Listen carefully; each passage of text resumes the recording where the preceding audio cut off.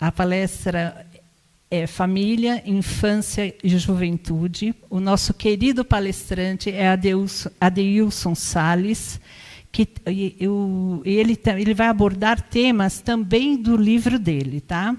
Que vai ser vendido, vai ficar aqui na frente com autógrafos e tudo mais. O Adeilson Salles é natural do Guarujá, que é do estado de São Paulo, é escritor, palestrante e psicanalista.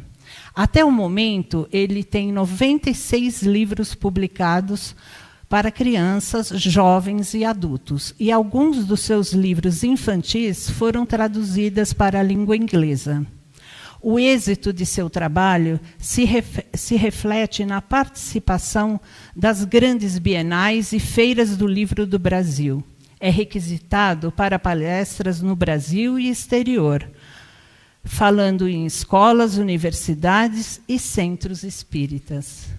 Seja muito bem-vindo.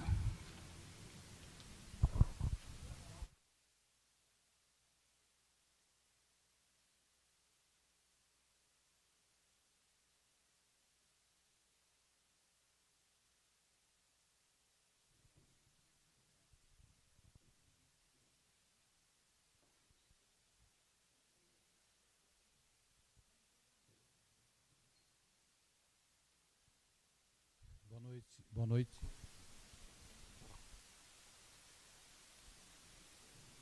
Boa noite. Boa noite.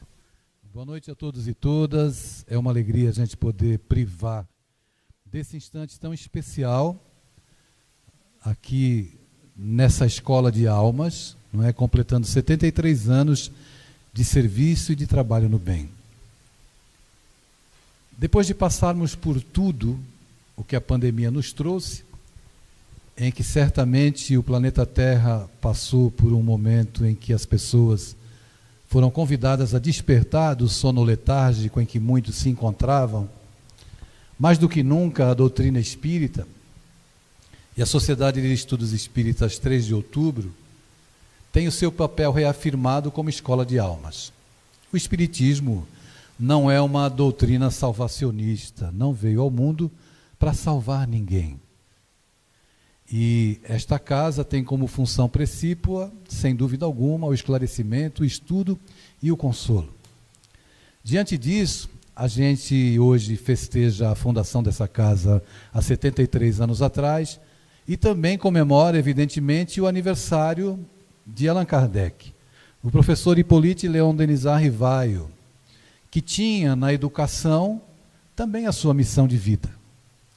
Então, todo esse processo, não é, da doutrina dos espíritos que vem nos educar, daquele que codificou a doutrina espírita, o professor emérito Allan Kardec, a gente percebe que a questão da educação é uma preocupação de muito tempo. Recordando essa questão da educação na Grécia Antiga, um dos grandes oradores da Grécia, Licurgo, foi convidado a fazer uma palestra sobre educação. E ele, que era muito inspirado, muito famoso, muito respeitado, estranhamente, pediu 4 meses para preparar a sua palestra sobre educação. As pessoas que o convidaram, a princípio, estranharam, mas como é que aquele orador tão famoso, tão inspirado, pede 4 meses para falar sobre educação? Como não tinha jeito, ele era a pessoa mais capacitada na época, então deram o prazo necessário para que Licurgo preparasse a sua palestra. E 4 meses depois, o teatro estava cheio, chegou o momento de ouvir aquele homem inspirado, aquele palestrante que comovia os corações. Mas o público estranha a princípio, porque Licurgo se coloca no centro do palco, do lado direito de Licurgo, colocaram uma jaula, uma pequena jaula com um lobo. Do lado esquerdo colocaram outra jaula com um lobo. Então, o tema da palestra era educação. Ele pede para soltarem uma pequena lebre no palco. A lebre sai, se coloca e ele faz sinal para que abrissem a primeira jaula, a jaula à sua direita. No instante em que abrem a jaula, o lobo sai de dentro da jaula agarra a lebre e estraçalha na frente de todo mundo. E as pessoas então ficam horrorizadas com a cena chocante de um lobo estraçalhando uma lebre na frente das pessoas. E muitos já começam a se indagar, mas que tipo de palestra é essa? Então ele faz sinal para que soltem outra lebre. E faz sinal para que abram a outra jaula. O outro lobo sai de dentro da jaula, aproxima-se da lebre, lambe, brinca, e as pessoas ficam impressionadas com a doçura do lobo. E ele olha para o público e diz: nós estamos aqui diante de um caso de educação. Evidentemente que essa fera do meu lado direito não foi educada, e essa fera do meu lado esquerdo recebeu educação. Muito obrigado, deu as costas e foi-se embora. E as pessoas que esperaram 4 meses surpreenderam-se com aquela palestra sobre educação. Nós estamos vivendo nos tempos de hoje o encontro das feras humanas. Aqueles que se encontram mergulhados no universo das paixões avassaladoras. Aqueles que embotam o eu porque estão preocupados em viver no mundo das sensações. Nós estamos vivendo um tempo em que a educação que é dada para as nossas crianças e para os nossos jovens tem como viés, primeiro, a competição. É preciso que os nossos filhos entrem numa competição, que eles tirem as melhores notas, que eles frequentem as melhores universidades, a USP, a Unicamp, Oxford, Cambridge, Stanford, por que não? Harvard seria um grande sonho. É um sonho, mas mesmo os alunos que se formam na USP, em Harvard, na Unicamp, certamente, se não tiverem um balizamento de uma educação ética moral, acabarão mergulhando no oceano das sensações e serão candidatos também ao suicídio. Nós estamos vivendo um tempo em que, mais do que nunca, uma casa como essa, que vem consolando e salvando almas, precisa mais do que nunca abrir as portas para as crianças e para os jovens. Para que a diferença, de alguma forma, possa se fazer na nossa sociedade. Hoje, eu estive de manhã numa escola, fazendo uma palestra numa escola municipal no Guarujá. Eu moro em Santos e tinha combinado de ir nessa escola há algum tempo. E chegando lá, eu fiquei assim, levei uma mensagem para os adolescentes, como eu estou acostumado, mas o meu coração fica tão apertado, tão doloroso, tão pesaroso, de contemplar nos olhos dos adolescentes a falta de esperança, de contemplar nos olhos dos adolescentes a vivência da violência, muitas vezes que nasce em casa, de contemplar nos olhos das crianças e dos adolescentes uma dor emocional e a dificuldade de ter um sentimento de pertença, muitas vezes dentro de casa e dentro da vida. Nós precisamos fazer valer o conhecimento que hoje abençoa a nossa caminhada e levar esse conhecimento para esse público, para que a sociedade possa ter esperança. Quando o Licurgo fala sobre educação e apresenta 2 feras, uma educada e outra não, você vai numa escola de periferia e você se depara ali com um adolescente que tem um olhar ferido e te olham como uma fera acuada. E adolescentes que têm um olhar amedrontado, outros têm um olhar de ternura. Você consegue contemplar nesse universo tudo aquilo que a sociedade, através dos modelos que vende, os modelos de felicidade que são vendidos, mas que não contemplam a nossa alma. Lembrando Joana de Ângeles, ela nos diz, nos orienta, nos ensina, que nós somos seres integrais. Que nós somos espírito, estamos no corpo, e nós temos a nossa mente. Então eu costumo dizer nas minhas palestras que nós nos manifestamos aqui na Terra em 3 instâncias, a saber, a instância espiritual, porque somos espíritos vivendo uma experiência humana, a instância psíquica ou mental e a instância física. E lidar num processo em que nós somos convidados a mergulhar sempre nesse universo de sensações, buscar um equilíbrio entre essas 3 instâncias, é algo absolutamente desafiador nesses dias. é desafiador educar nesses dias. Principalmente quando qualquer adolescente ou qualquer criança tem acesso a um aparelho celular. E as pessoas me procuram às vezes, a maior parte dos meus pacientes são adolescentes. Querem que eu faça sessões psicanalíticas com os filhos, porque eles não têm limites para lidar com o celular, com vida virtual. E com tudo isso, é claro que os pais que muitas vezes estão ocupados não conseguem disciplinar os filhos como deveriam ter sido disciplinados desde o berço. Então, cada vez mais, aumenta e cresce o número daqueles que sofrem, que engrossam a fila dos que precisam visitar os psiquiatras. Porque nesse mundo de emergências e de cobranças, em que a essência espiritual é posta de lado, e que eu volto a repetir e repetirei outras tantas vezes, nós precisamos viver no mundo das sensações, a gente acaba perdendo a consciência de quem somos. E isso, para uma criança e para um adolescente, tem um peso muito maior. Tem um peso muito maior. Então, quando a gente percebe o índice de suicídios crescendo, eu estava no congresso em Brasília, outro dia, junto com Alberto Almeida, e nós conversávamos antes da nossa palestra, e ele me dizia assim: ó, Deilson, lá em Belém já tem criança ligando para o CVV. Criança ligando para o CVV, para dizer assim: olha, moça, pede para o meu pai parar de bater na minha mãe. Ou, moça, pede para minha mãe ficar em casa. Esse momento que a sociedade vive, que pode parecer assustador, é um momento de construção. Então, é claro, quando a gente se abriga numa casa como essa, que oferece essas condições que nós estamos tendo aqui, a nossa responsabilidade dobra. Dobra em nós efetivamente levarmos para a nossa prática, aí não precisa ser para o mundo não, dentro de casa mesmo. Que a gente comece a estabelecer um novo tempo, porque o que nós percebemos com a pandemia, quando a pandemia obrigou voltarmos para dentro de casa, que muitas pessoas desconheciam os próprios filhos. Então eu fui obrigado a conviver, e quando eu convivi, eu tinha dificuldade de quem é esse que está aqui, porque eu saía de manhã para trabalhar, ele saía de manhã para ir para a escola, e quando eu estava junto eu só cobrava o desempenho. Olha, eu estou gastando uma escola com você, você não está correspondendo.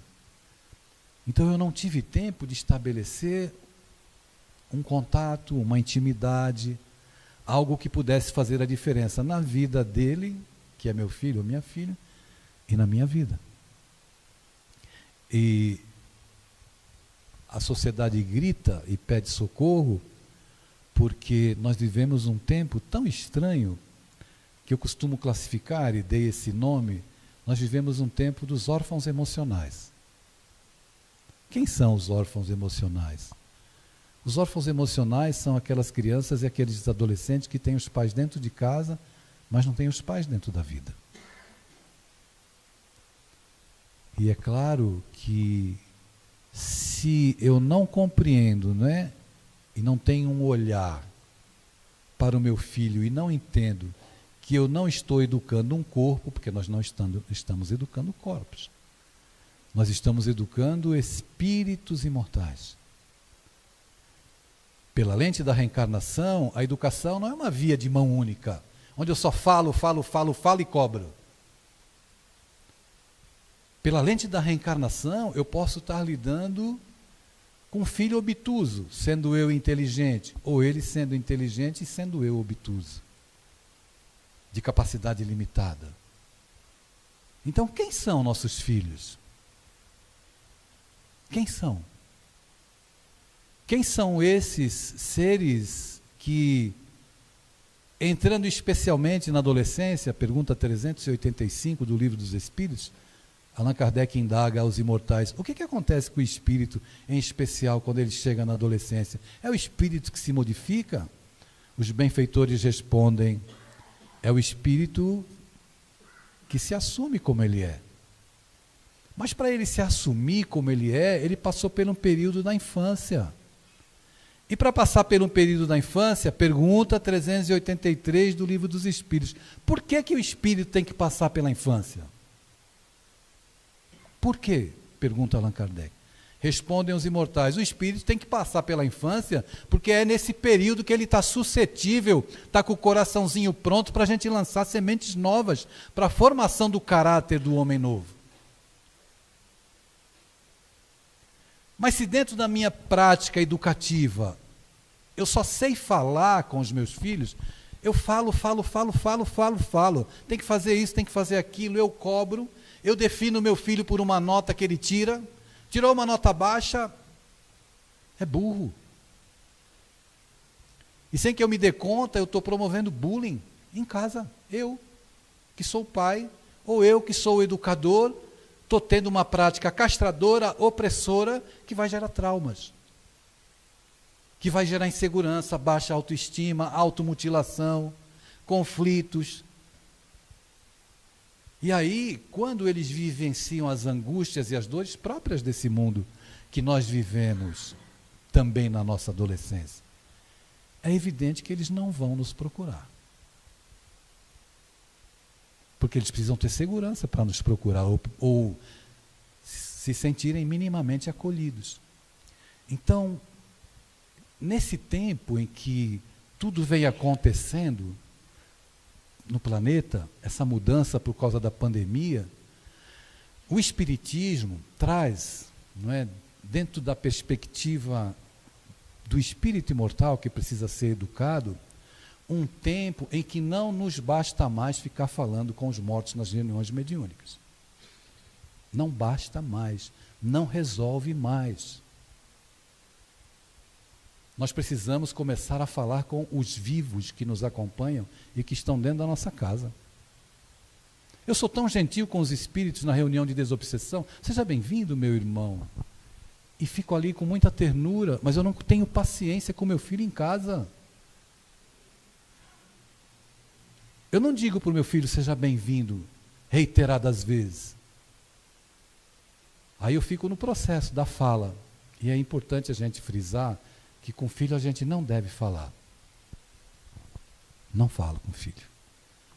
É importante conversar. É diferente.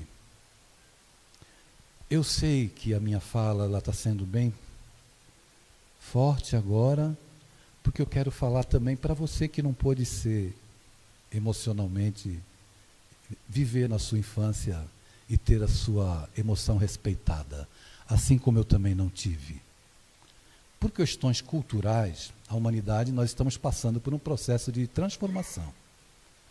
Se você voltar comigo lá no início do século passado, 1910, 1920, faz uma pesquisa, procura ver a roupa das crianças e a roupa dos adolescentes, e você vai perceber que eles estavam vestidos exatamente iguais aos adultos. Por quê?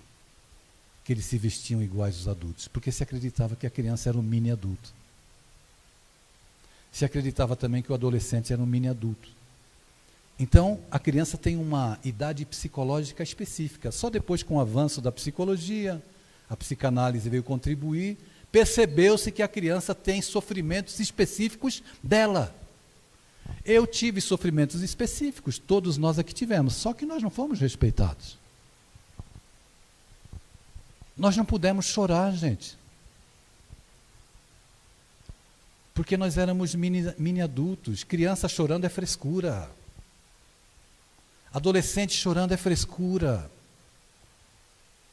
Você se depara com um adulto, você consola e abraça. Não vai, fique bem, vai passar. Você encontra uma criança chorando, você diz, para com isso. Não chora, engole o choro. Isso desenvolvido ao longo dos anos fez eu e você. Nós somos o resultado dessa falta de compreensão. Por que os nossos pais são culpados? Não, porque eles não tinham conhecimento. E nós, em muito dessa medida, fizemos isso com os nossos filhos e fazemos ainda. Me colocaram como tema falar sobre família, infância e adolescência. Eu não posso olhar mais a minha criança, o meu adolescente, com o olhar de quem está contemplando uma massa de modelar que a gente vai ajeitar, vai impregnar com o nosso psiquismo e ele vai ser aquilo que nós queremos. Não vai. Não vai. Os nossos filhos não vieram para atender aquilo que a gente quer. Nós não somos proprietários, nós devemos nos conscientizar. O Espiritismo pede isso. Nós somos facilitadores da vida dos nossos filhos. Seres espirituais. Eu costumo dizer que as crianças são pássaros em voo migratório. Estão voando, pousam no ninho da nossa casa para fortalecerem as asas, para seguirem no voo da própria redenção. Da mesma forma aconteceu isso conosco. Então, como é que a gente lida hoje com tudo isso que o mundo está vendendo? Apresenta, para ser feliz tem que ser assim. Eu disse para os adolescentes hoje lá, o que o mundo deseja de vocês é que vocês todos façam as mesmas coisas. Eu atendo adolescente que tem conflito emocional e olha, se automutila, hein? Tem conflito emocional, se automutila porque ainda não beijou ninguém na escola. Todo mundo já beijou e eu sou bebê, boca virgem. Para nós, parece algo tão pueril. Para eles não é. Não é. É a dimensão do existir deles que precisa ser respeitada. Quando Cristo veio à Terra, ele olhou para nós e percebeu a malta de ignorantes que nós somos. No entanto, ele veio no mundo dos analfabetos, que somos nós, para nos alfabetizar. E quando a gente educa, às vezes, a gente quer pegar o adolescente e a criança e trazer para o mundo de quem é adulto. E nós não temos muita sensibilidade, muito cuidado com isso.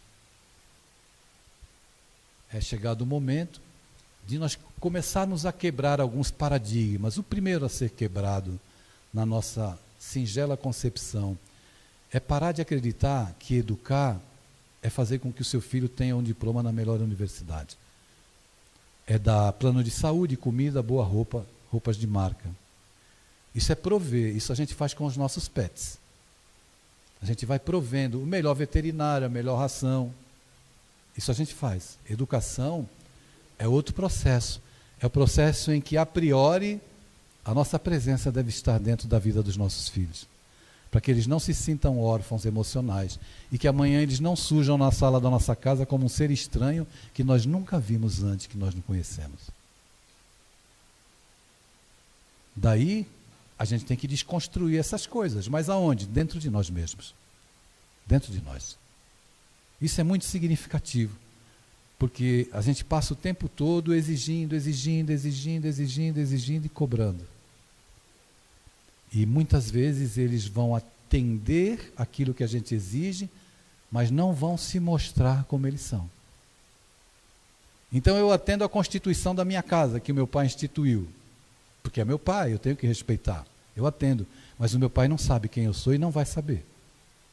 E se eu tiver conflitos em qualquer área, na área da sexualidade então, aí é que ele não vai saber mesmo.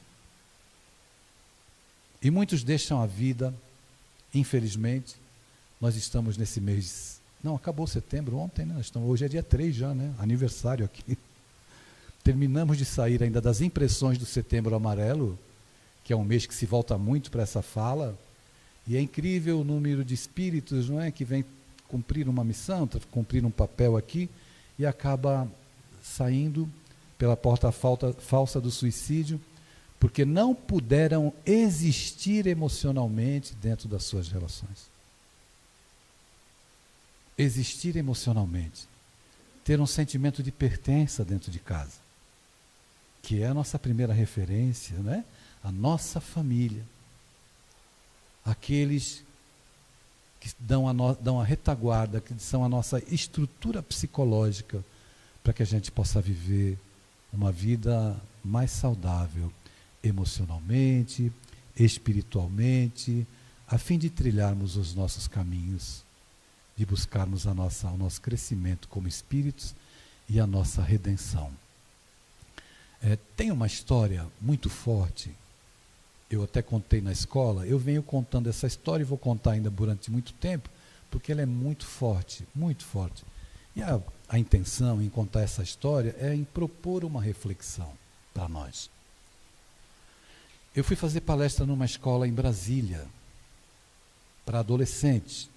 E quando eu estava terminando a minha fala, a diretora me chamou e me disse para ir à sala dos professores, se eu pudesse, atender uma adolescente que não parava de chorar.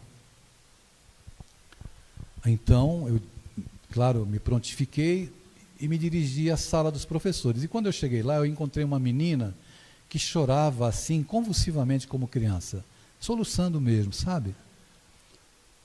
Eu procurei acalmá-la com a conversa para depois perguntar a ela o que estava acontecendo. Ela se acalmou e eu perguntei: meu bem, o que é que você está sentindo? Por que você está assim? Aí ela me disse: é o meu pai. Mas o que tem seu pai? É que o meu pai, ele nunca está sóbrio para eu poder dizer para ele: eu te amo, papai. O meu pai nunca está sóbrio para que eu diga para ele que eu o amo. Eu percebi que ela tinha vontade de declarar o amor ao pai dela, porque ela acreditava que se ela declarasse o amor ao pai dela, ela podia resgatar ele do alcoolismo. Era isso que existia na cabeça dela. Os olhos brilhantes dela diziam isso. Então eu fiquei impactado, evidente, com a fala dela, né? Mexeu muito comigo e eu pensei: eu tenho que tentar falar alguma coisa aqui para aliviar o coração dessa garota. Há quanto tempo seu pai bebe? Desde que eu me conheço por gente, meu pai bebe. Você acha que você vai mudar seu pai? Ela disse: não. Então, se você não vai mudar seu pai, que tal você mudar o jeito de olhar para ele? E aqui eu quero trazer para a nossa realidade. Nós todos pertencemos a núcleos que não são núcleos onde a família foi alçada à condição de espíritos superiores. Todos nós temos uma história. Ou todos nós temos alguém que nós gostaríamos de dar amor e de dizer assim: olha, eu te amo. Mas a gente fica esperando as condições favoráveis do tempo para dizer eu te amo. A gente não compreende que quem tem amor tem que dar amor. E que o outro, dentro das condições que ele tenha, vai receber como puder receber. Então eu disse para ela: muda o jeito de olhar seu pai. Ela ficou me olhando: seu pai é doente. As pessoas que são dependentes químicas de qualquer tipo de droga, elas perdem a capacidade cognitiva. Não tem interpretação sobre o que é família, afeto. Elas vão sendo corroídas pelo vício. E o que eu faço então? Ela me perguntou. Eu disse: ama seu pai. Mas como é que eu vou amar se ele só vive bêbado? Você não tem amor pelo seu pai? Tenho. Quando ele estiver deitado, mesmo que ele tenha bebido, esteja bêbado, e mesmo que ele esteja dormindo, aproxime-se do seu pai e diga para ele: papai, eu te amo. Não vai curar o alcoolismo dele, mas você vai envolver o teu pai em amor. E se você tem amor, dê amor. Se nós temos na nossa trajetória, na nossa história de vida, pessoas com as quais temos dificuldades, é importante que a gente tenha clareza, lucidez, para entender que quem ama é mais feliz. Quem ama tem uma condição outra.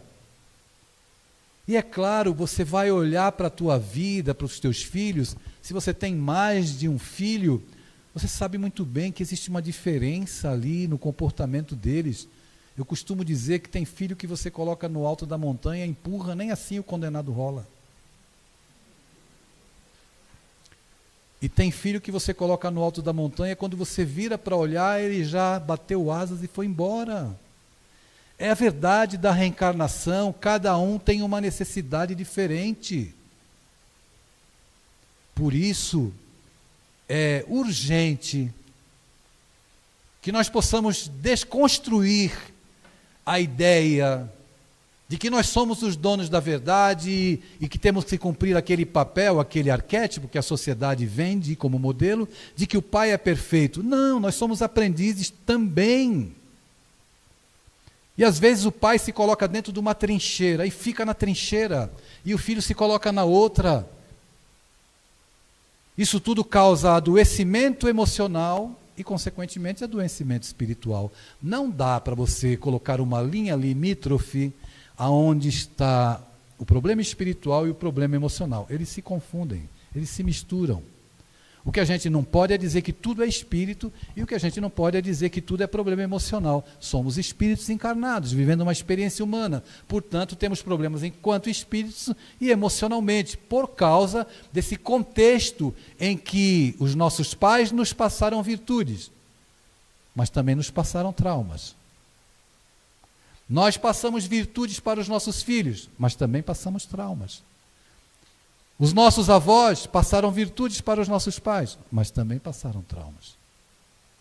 Se nós levamos séculos para descobrir que uma criança vai acordar, uma criança de 4 anos vai acordar de manhã, ela não vai olhar para você e dizer que acordou melancólica.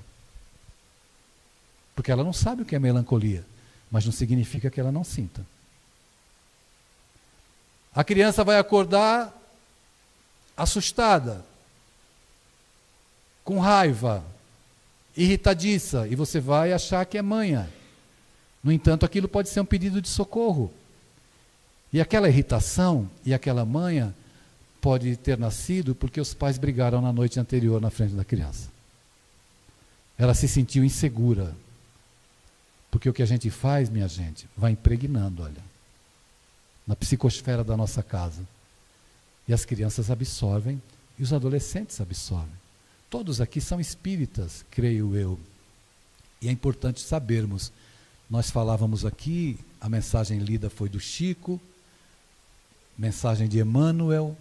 Emmanuel é o mentor do Chico, não é isso? Não é, gente? Então, a notícia é a seguinte: você é o mentor do seu filho. Você é o Emmanuel na vida do seu filho. Você é a Joana de Ângeles na vida do seu filho. Não é forte isso? É tão forte quanto real. Então, crianças adoecem por questões emocionais dentro de casa, falta de segurança. Acorda de noite, precisa tomar um passe.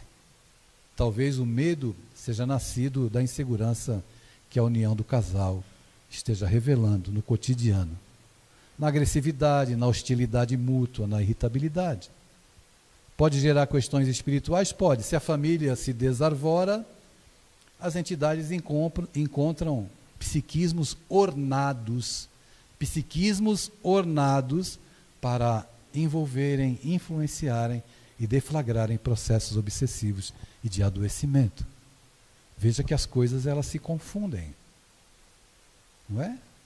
O lar fica vulnerável. Não significa que as pessoas que não se amam devam continuar casadas. Mas não pode existir ex-pai nem ex-mãe. Dar as costas, não é? Para os nossos filhos. Isso tudo é muito sério. Porque se nós fizéssemos agora uma conversa particular, certamente cada um apresentaria um quadro delicado das suas angústias e dos seus sofrimentos. Eu atendi um paciente que me procurou e que disse assim: eu preciso que você me ajude, porque eu tenho um filho de 8 anos de idade. 8 anos. Todas as vezes que eu começo a falar com meu filho, eu começo a falar e depois eu começo a gritar com ele. Eu começo a falar e eu começo a gritar.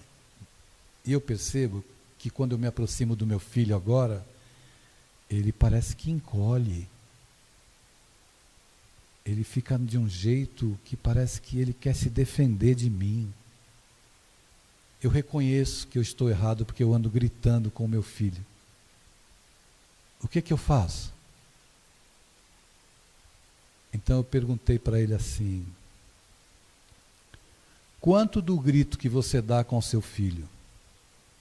Quanto? Qual é a porcentagem do grito que você dá com seu filho que a sua criança interior ferida gostaria de dar com seu pai? Qual é a porcentagem do teu grito que tu quer dar com quem te educou, que gritou com você? Quando eu disse isso a ele, evidentemente que ele se assustou e levou um impacto, ficou impactado. E eu pedi a ele: fala comigo um pouco, se você quiser, sobre a sua relação com seu pai. Como era a sua relação? Aí ele começou a falar.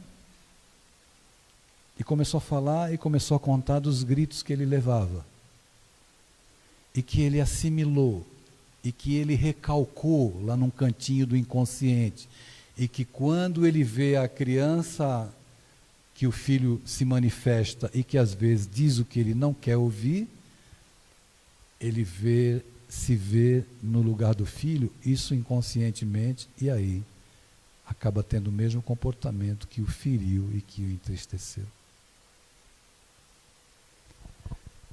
Essas minhas colocações, elas têm uma proposta em que a gente reflita de uma forma, não na direção dos nossos filhos, apenas.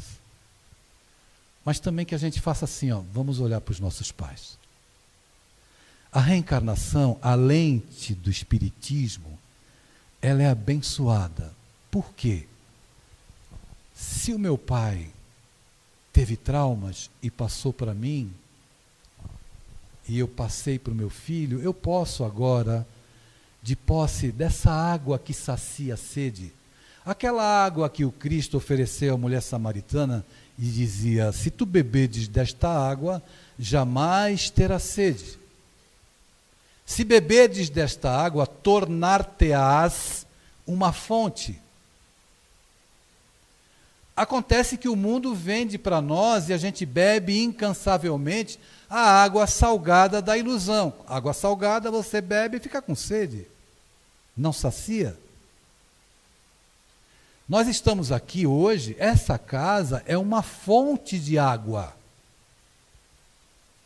que jorra há 73 anos da espiritualidade a água que sacia a sede, que é a água do conhecimento. Então, espera um pouquinho, é importante eu olhar pela lente da reencarnação para o meu pai e pensar assim, ele pode não ter sido o que eu queria que fosse, ele não me deu o que eu entendo que ele deveria me dar, mas ele deu o que ele tinha para dar. E nós damos aquilo que nós temos, sempre acreditando, né? A gente sempre ouve esse discurso, meu filho não vai passar pelo que eu passei. Eu não vou fazer com meu filho o que fizeram comigo. A gente faz. Então, a proposta hoje, quando a gente vem aqui beber um pouco dessa água, a água é a mesma água que a mulher samaritana bebeu. Olhar para os nossos pais com compaixão. Essa noite é uma noite de perdão. De perdão. Puxa vida, meu pai não me abraçou. Foram 3 vezes que meu pai me abraçou. 3. Na verdade, ele não me abraçou. Fui eu que abracei ele. Se eu soubesse o que eu sei hoje, eu abraçaria ele todo dia. Mas eu não abracei. Eu perdi tempo. E ao pensar nele hoje, eu comecei a ver que eu tinha que enxergar meu pai além do pai. Além do pai, ser humano, espírito, com dores, com angústias, com sofrimento. Olhar para o nosso filho além do corpo, além do filho. É um espírito também com uma biografia reencarnatória, com uma história de construção que pode não ter sido das mais felizes. E olhar para mim mesmo no espelho, com amor, aceitando os meus limites. Vocês sabem, quando meu filho me disse que era filha,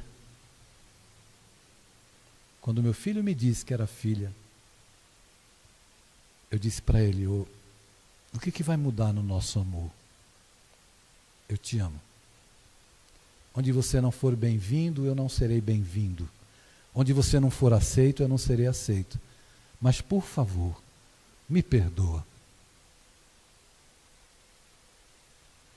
Porque eu viajo o Brasil inteiro fazendo palestra, em escola, em universidade, em centro espírita, em congresso, pedindo para os pais, preste atenção no seu filho, preste atenção no seu filho. Eu não prestei atenção no meu filho. Veja como a vida é Sempre uma lição para cada um de nós, um aprendizado constante. Às vezes eu termino as palestras e alguns pais me procuram. Eu tinha que ter escutado essa palestra 20 anos atrás. E aí eu digo, 20 anos atrás eu estava errando para poder contar hoje aqui.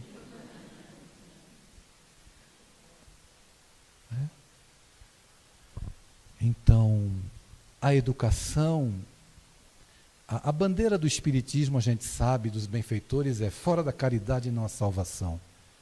Nos dias que vivemos, nós devemos continuar com essa legenda nas nossas dignas instituições. Fora da caridade não há salvação e fora da educação não há solução.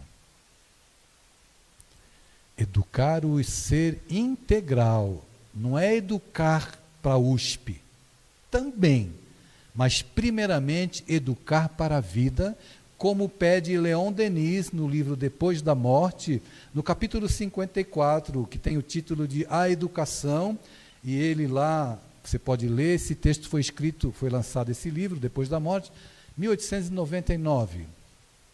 Parece que ele escreveu ontem, dia 2 de outubro, para a gente comentar hoje aqui, dia 3 de outubro. Porque Leon Denis diz assim, não adianta ensinar os vossos filhos a somar, multiplicar e a subtrair. Ele nos pede para dar aos nossos filhos valores éticos morais, para que eles entrem na vida aprendendo a lidar com as frustrações, com os apelos que o mundo vende, com as paixões que o mundo vende. Eles estão muito vulneráveis. O meu tempo, viu, que eu não marquei, tá?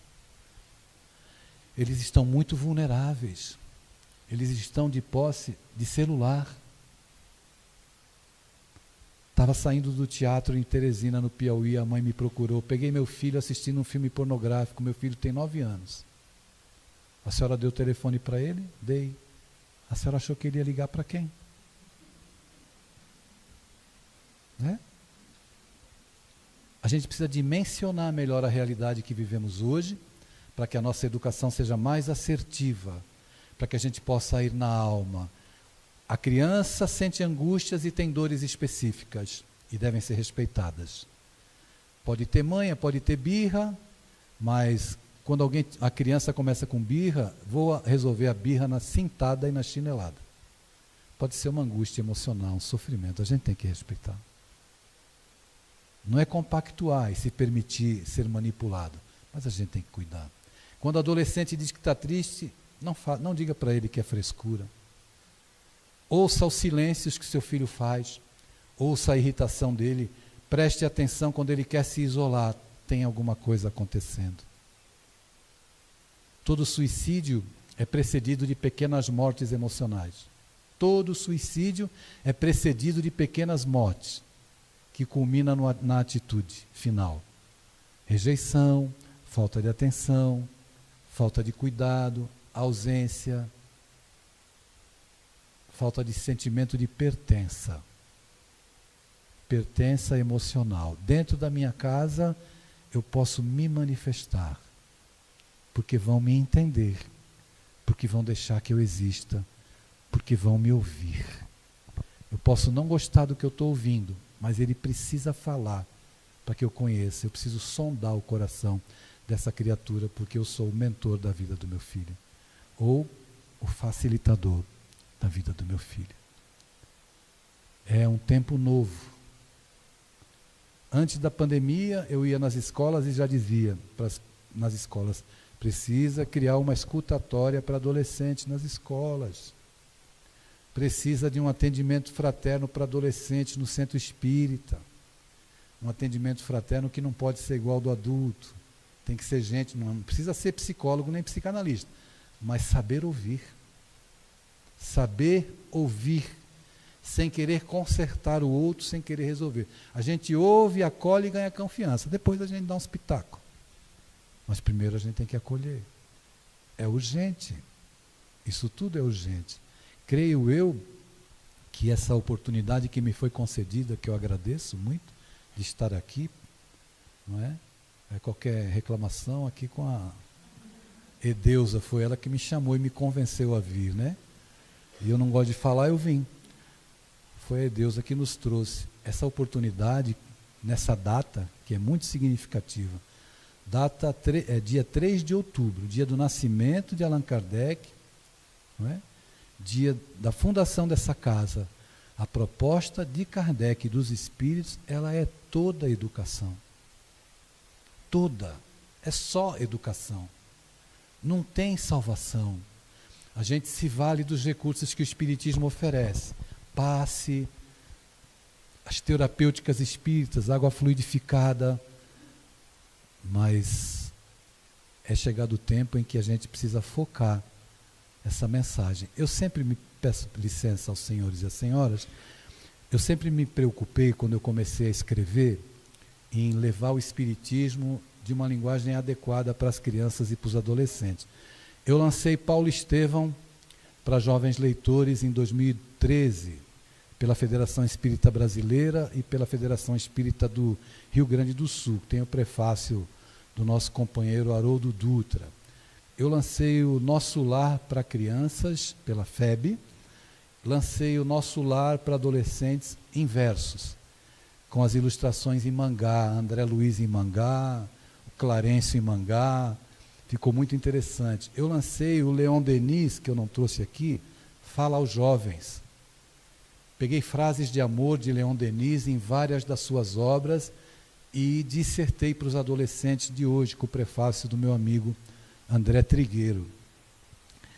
Esse livro nosso aqui, ele fala sobre os bastidores espirituais das escolas e os bastidores espirituais das reuniões de evangelização. Ele acabou de ser roteirizado para o cinema. Não me pergunte quando vai sair, porque eu não sei, mas foi, que o roteirista já terminou e me comunicou. Esse aqui foi que eu lancei dia 3 de setembro, em parceria com André Trigueiro, na Bienal do Livro, no Rio de Janeiro, que é um livro que fala sobre preservação ambiental, O Grito da Terra. A parte mais bonita do livro está aqui atrás, que é eu e ele. Olha como nós estamos fofos aqui, olha. Veja, para colocar no açucareiro, certamente resolve o problema das formigas, né? O ilustrador caprichou, né, Edeusa? Esse livro aqui, que eu considero uma das coisas mais bonitas que Deus me permitiu viver, o Evangelho tem 28 capítulos, eu escrevi uma história infantil para cada capítulo. Quando eu comecei a escrever, eu pedi aos espíritos assim, meus irmãos, me ajudem a escrever uma história infantil para cada capítulo. Eu não aguento mais ver as crianças fazer o evangelho com os pais pegarem o evangelho de Kardec e lerem e ainda perguntarem para o bichinho o que ele entendeu daquilo, né? Então me ajudem a escrever 28 histórias. Depois que eu escrever as 28 histórias, podem me levar da terra, que a minha missão já foi cumprida aqui. Na 27ª história, evidentemente, eu já caí de joelho e pedi, não me levem agora, porque eu ainda quero escrever o Livro dos Espíritos, estou escrevendo para lançar o ano que vem, mas não tenho pressa, né? Então, o Evangelho segundo o Espiritismo para criança. Você pode abrir qualquer capítulo do livro de Kardec, você vai ter uma história aqui para as crianças. Um livro que ficou realmente muito bonito, tem algumas atividades, enfim. Precisava aqui falar um pouquinho desse meu trabalho, né? E esse livro aqui, o Algemas Emocionais, que eu lancei em prol do Lar de Frei Luís, toda a renda é voltada para o Lar de Frei Luís, lá no Rio de Janeiro, que é o Algemas Emocionais, que fala das nossas algemas emocionais, as algemas que nós criamos. E esse aqui é o Inimigo Íntimo, que eu acho que é o meu livro que mais vende atualmente, só por causa de uma frase que eu escrevi que esse livro vende. A frase é a seguinte: o cúmulo da rebeldia é você morar sozinho e querer fugir de casa. Essa é a frase. Mas não é a casa de alvenaria, é a casa íntima. É a casa íntima. Esse é o grande risco da vida moderna. Eu comecei falando que nós estamos no mundo das sensações. Quando a gente está no mundo das sensações, nós nos afastamos da nossa essência. E nós precisamos acordar de manhã, tomar café para nutrir o corpo, mas nós precisamos orar. Nós precisamos estar em conexão com o sagrado, porque nós somos espíritos. Quando eu atendo às demandas do mundo, os nossos filhos atendem só às demandas do mundo. Quando eu digo sim para o mundo e não para mim, eu já estou em um processo de adoecimento. Então a gente precisa fazer o caminho de volta para casa. Desconstruir essas ideias, é claro que o tempo é curto para falar de assunto tão complexo. Lembrar do Licurgo. Lembram de Licurgo? Que educou uma fera e a outra ele deixou a própria natureza. A nossa natureza é a natureza ainda de espíritos muito ignorantes, onde as paixões prevalecem, os vícios nos dominam. Então a educação é um processo nosso e essas almas queridas que Deus nos confia, que aportaram no nosso lar, e nós precisamos aproveitar essa oportunidade. Esse grupo familiar com o qual convivemos, essa logística, ela pode levar muitos séculos para acontecer de novo. Então a gente tem que aproveitar de estar ao lado dessas pessoas, mesmo que elas nos desafiem, mesmo que elas tragam dificuldades. E se você estiver passando por uma dor muito grande, e você está com dificuldade de discernir, de se harmonizar, faça uma prece. E você pode me dizer assim, mas Adeilson, eu faço prece de manhã, de tarde, de noite. E eu vou dizer para você, faça uma prece. Porque nós precisamos abrir a boca da alma para os ouvidos divinos. Faça uma oração. E você pode me dizer, mas não tem resposta. E eu lhe digo, através deste soneto, meu irmão, as suas preces mais singelas são ouvidas no espaço ilimitado. Mas sei que às vezes choras consternado ao silêncio da força que interpelas. Volta ao teu templo interno, abandonado, a mais alta de todas as capelas, e as respostas mais lúcidas e belas hão de trazer-te alegre e conformado. Ouve o teu coração em cada prece, porque Deus responde em ti mesmo e te esclarece, sob a voz eterna da consolação. Compreenderás a dor que te domina, sob a linguagem pura e peregrina da voz de Deus, em luz de redenção.